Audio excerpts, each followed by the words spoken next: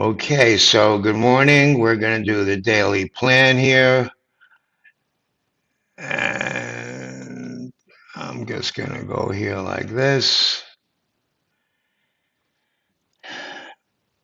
And so, okay, let's talk about some of the main gamma levels and what I see going on here. And then we'll look at options depth and a few other things and see what's going on and how I get these levels. So, first things first. Overnight session, we kind of undercut that 58.60 area, kind of 58.50 held. So just from a price action point of view, this is kind of a decent speculative long. We're right here at this minor resistance level. The reason I'm calling 5,900 the dealer sell zone is because market makers are long gamma up there. We're going to go through the levels and then I'm kind of going to backtrack and show kind of where I got those levels from. Let me just pull up my plan so I can see my own plan.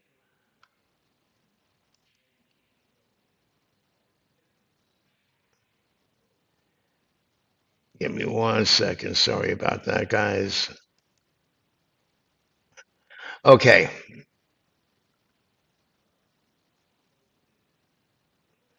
Okay, so the expected move for today is around 45 points, which puts us a little below 58.50 to the bottom and puts us up around here at top. So here's our expected move. So in theory, we tend to stay within the expected move. RV, realized volatility has been less than implied volatility lately. The overnight range has been right about here, a tad below 60 on the bottom, and we just tickled below 5,900 on the top, kind of like a 35-point range. And it wouldn't shock me if we stayed somewhat within that range overnight.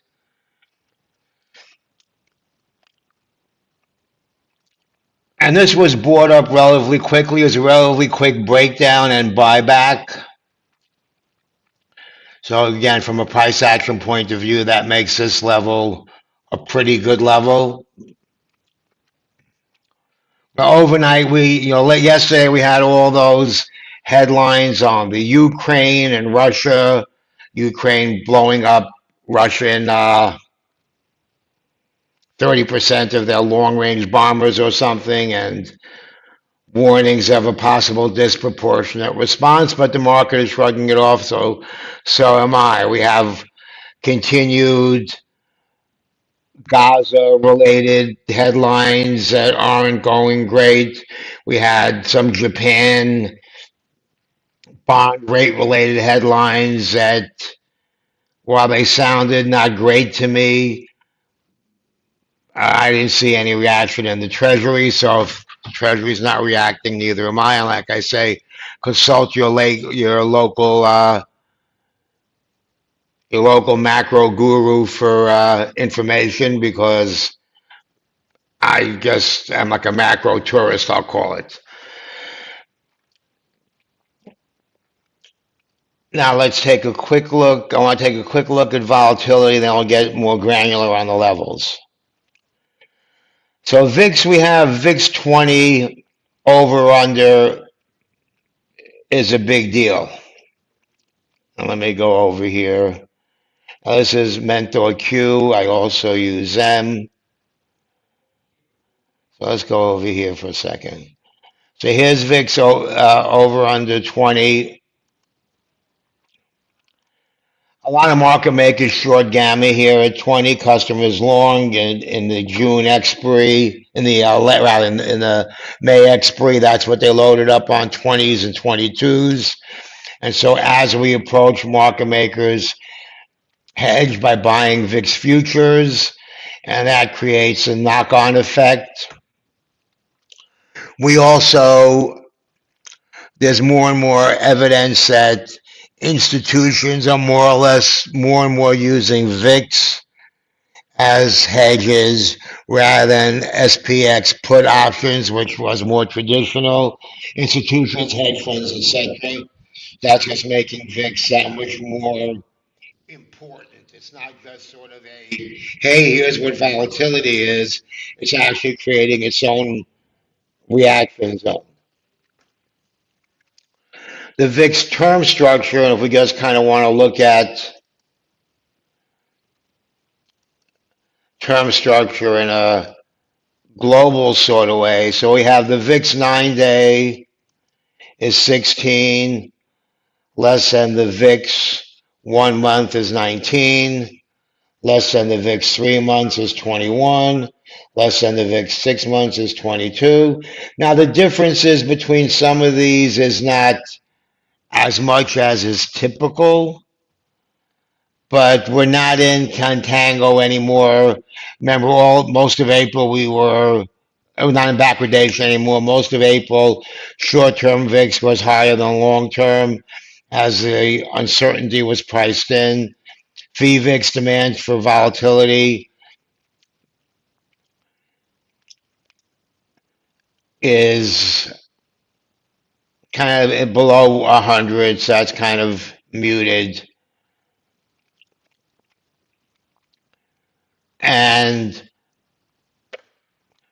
the VVIX VIX ratio, which over or under 5, like 5 is lower range of normal. We're kind of around there, which indicates market participants are pretty hedged. So it's not like people are sitting here naked.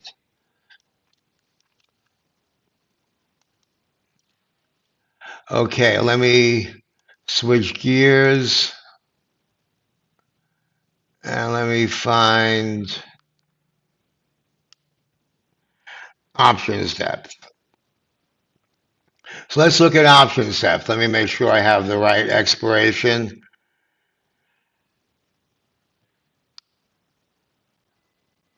Okay, and let's just make sure I have it right. Positions, 0 DTE.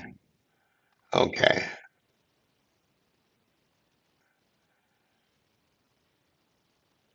Now let's go to market maker first. Market maker, I like to look at net. This is options depth. Parameters net. Apply.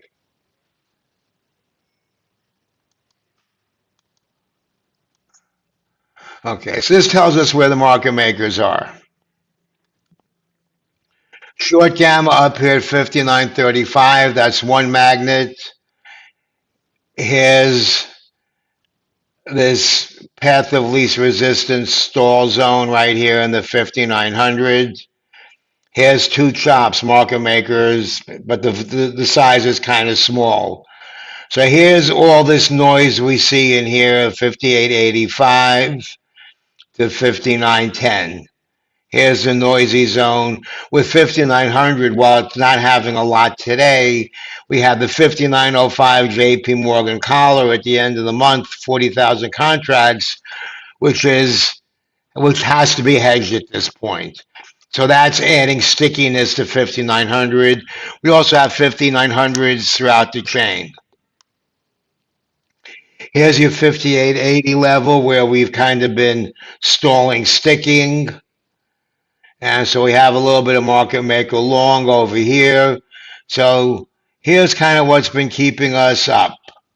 However, and this is kind of where we managed to bounce in the overnight session. However, should we get down here, We have a lot of market makers short gamma here at 5,800. So if we're down near here and a little spike in VIX, whatever, in IV, we can get sucked down to here in a heartbeat. And then, of course, we don't want to see that break because there's some more negative gamma down here. And then there's more, if we look down here at 5,800, the heat map pulls us down there as well.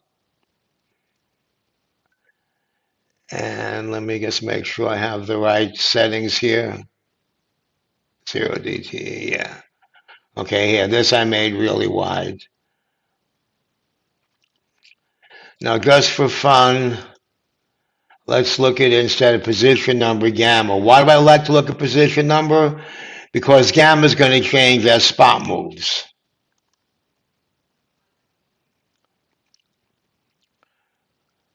So now these are pretty big gamma levels.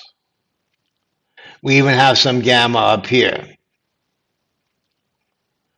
Now, if we go down, this gamma is going to increase.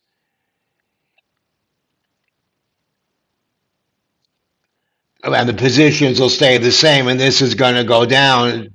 So it's good to go back and forth between them. Here's your 5850 path of least resistance. Here's a 5880. Here's kind of like the chop zone. You can sell puts maybe down in here, sell calls maybe up in here. And that's kind of broadly what I'm looking at. Let's also take another peek at VIX. And for that, the best thing I found to use is from my buddies over at Gamma Edge. I got friends everywhere.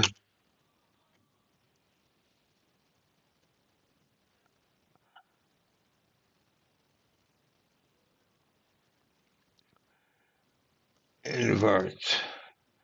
So here's Vixbury.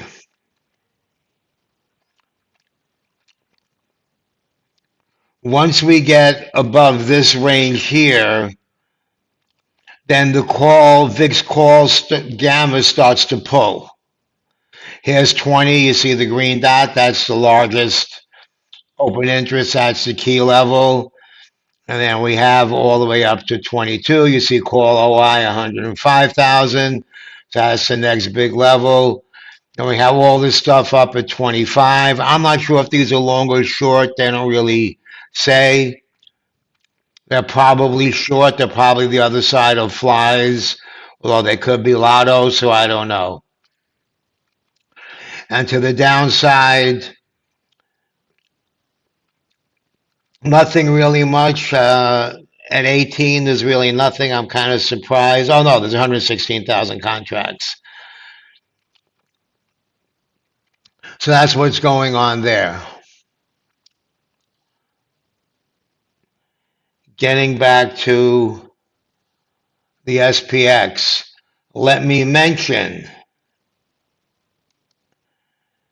that this, and I think it was Richard that told us that this expiry, the 18th, we kind of have a perfect storm. We have the FOMC on the 18th, we have Vixpiration on the 18th, and because Thursday, the 19th, is Juneteenth holiday, we also have the SPX AM options. Last trading day is the 18th. And we have the QYLD roll. I haven't really looked at that closely yet. So we have all these events collapsing and compressing on that Wednesday before options expiration. So that's something just interesting to take note of. The other thing I want to mention, and let me go back to options depth for a second.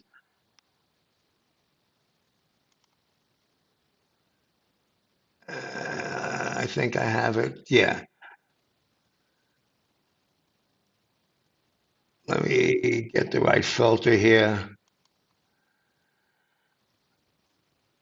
Non-professional customers. Okay, this is some big hedge fund here, but let's forget that for a minute. Let's go all. So you can select what you want to see. Non-professional customers is retail, professional customers, brokers, whatever. And for specific, yeah, the 13th, that was the one I wanted to see. Okay.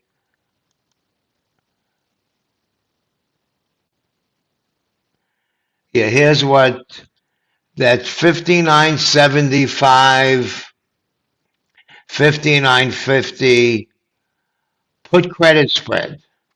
If we look at it from this is a customer point of view, customers are short 59.75, long 59.50 put credit spreads into 2 weeks from now. Now, this has been a trade that I've been seeing repeated. This short in the money put credit spread that seems to have been rolled the last few weeks. I'm not sure what to make of it, but I'm tracking it. But it does indicate that that's a possible upside target, or this is a possible ceiling. And while you may be scratching your head and saying, why would they sell deep in the money puts? You probably wouldn't be scratching your head if you said somebody bought a 59.50, 59.75 call debit spread for 2 weeks out. Well, that's not so crazy. We were at 59.50 more or less a week ago. Right tail risk hedge, whatever. That's not crazy at all. Well, put call parity, selling that credit spread and buying that debit spread would give you the same return if we closed wherever we closed. If we closed above it, below it, whatever it was, would give you the same return. The difference is if you did this, you'd have to shell out whatever it is, $1 million. I'm just making up a number. And here you get $1 million going into your account to do the same trade. So one, you do the trade as a credit, and if you lose, you lose, but at least you don't have to shell out the money. So margin, whatever it is, interest rate risk. So that's what's going on here. And like I pointed out, if we look and apply, that's not professional customers. That's not a hedge fund. So that could be the IB whale or some big non-professional customer. I don't know who he is, or maybe someone's disguising themselves. But that's just something that makes me go, Okay, but so this is just looking out 2 weeks, to the 13th. I just thought that was interesting, so I'm pointing it out. And that's basically the game plan for today. So let's just get back to SPX for a second, and I'm going to wrap it up in like 1 minute. If there's any questions, I see chat, there's a question. It's a quarterly expiry as well. That's right. Right. It's not just a MOPEX, it's a quarterly MOPEX. So, it's big. It's big. So we have the JPM quarterly coming up a few days later, 2 weeks later. So it's big, and it'll be kind of fun to figure out what's going on with it, right? Let me just update this thing. And let's go back here. Let's go back to my, is this me? No, where the hell am I? Yeah, this is me. So this is my script for the plan, which I put in the chat for you, which came in the subscriber email. I also threw the cheat card in there, and I'll put that in. I'll post it or something in a minute. And we're kind of getting right back into that 75, 59, 1020 chop zone, which was the initial chop zone when I figured an open at 5,900 on Sunday before the market for the overnight session opened. So the levels don't shift, but the plan shifts in what you consider the chop zone as spot moves. And that's just about it. I'm gonna end this now. I'll see you guys in the chat on YouTube. Um, I don't know how to put in my Substack link, but I'll figure it out and it'll be in my channel eventually once I figure out the YouTube part of this story. And eventually I'll be streaming live on Twitter when I figure that out. And that's it for now. Trade safe, everybody.